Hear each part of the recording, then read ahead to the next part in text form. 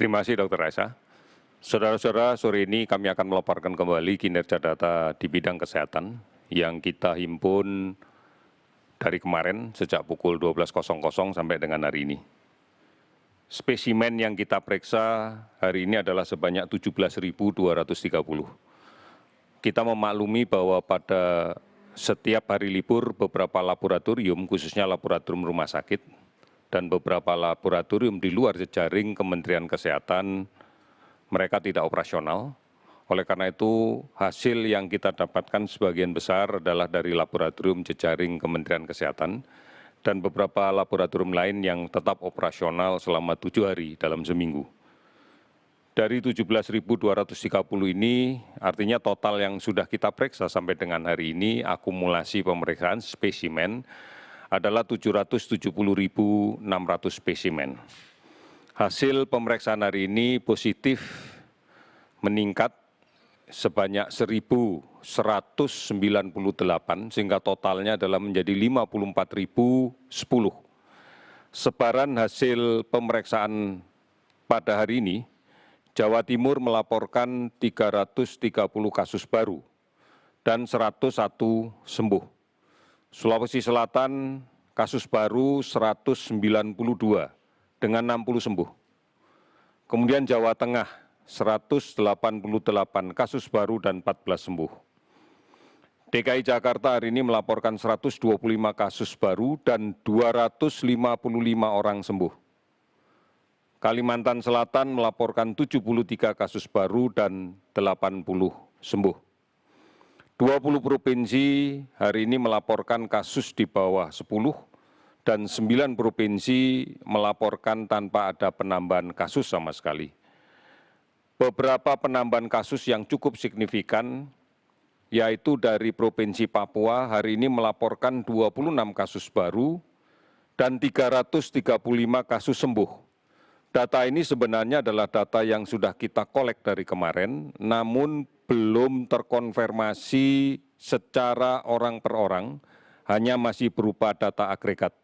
Dan hari ini sudah bisa diselesaikan secara administratif, memperinci data kesembuhan yang baru, sudah menggunakan data orang per orang, sebagai kelanjutan dari kasus konfirmasi positif yang sudah kita registrasikan dengan InnoCovid-nya di sistem pemantauan epidemiologi seluruh dunia yang kita laporkan ke WHO. Kemudian Kalimantan Timur ada 9 kasus baru dengan 11 sembuh.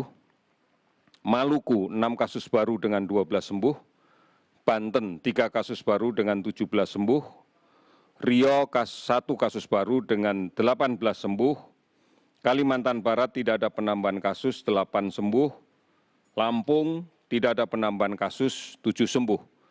Total sembuh hari ini dilaporkan adalah 1.027, sehingga akumulasinya untuk kasus sembuh sebanyak 22.936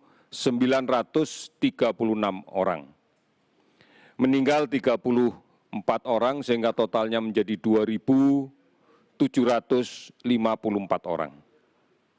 Kabupaten kota yang terdampak adalah 448 kabupaten kota di 34 provinsi.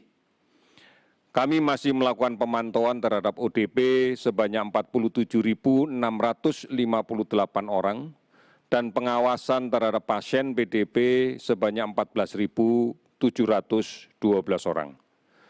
Saudara-saudara sekalian, mari kita pahami bersama bahwa penambahan kasus ini menggambarkan, sekali lagi menggambarkan bahwa disiplin, kepatuhan untuk melaksanakan protokol kesehatan masih belum sepenuhnya dilaksanakan dengan baik. Artinya masih ada orang yang sakit, yang terkonfirmasi positif, tetapi tidak melaksanakan isolasi diri dengan baik. Masih ada kontak tracing dari kasus konfirmasi positif yang kita rawat, belum bisa diperiksa laboratoriumnya dan kemudian belum bisa melaksanakan isolasi dengan baik. Masih ada kelompok yang rentan untuk tertular karena tidak patuh untuk menjaga jarak, tidak menggunakan masker dan tidak rajin mencuci tangan. Saudara-saudara, tempat-tempat yang sangat rawan dan memungkinkan terjadi penularan adalah di tempat di mana orang akan memungkinkan untuk bertemu, berkumpul dengan waktu yang cukup lama.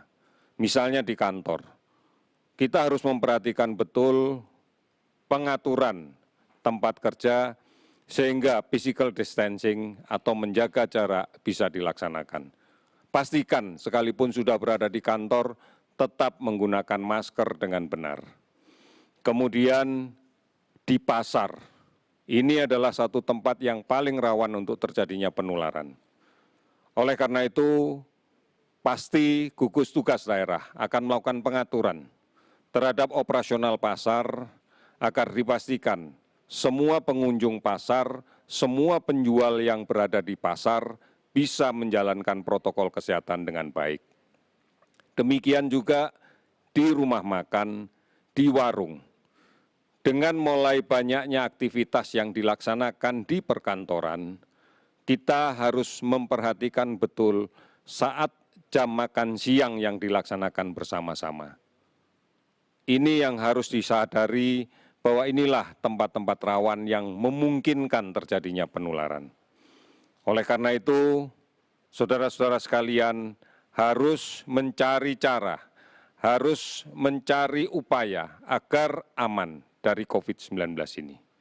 Ingat, apabila saudara-saudara yang aktif bekerja, kemudian terinfeksi, dan Anda pulang berada di tengah-tengah keluarga, maka sangat mungkin kontak Anda dengan anggota keluarga yang lain, dengan anak-anak kita, dengan saudara-saudara kita, dengan orang tua kita akan sangat memungkinkan terjadinya penularan. Inilah pentingnya mengapa kita harus bersama-sama memiliki komitmen yang kuat untuk menjaga agar kita tetap aman, agar kita tetap produktif, agar keluarga kita aman. Komitmen ini yang kita butuhkan. Yakin kita bisa melaksanakan ini. Oleh karena itu, saudara-saudara, sekali lagi, mari dengan bergotong royong, kita hadapi bersama, kita tanggulangi bersama penyebaran COVID-19 ini. Kita pasti bisa. Terima kasih, selamat sore.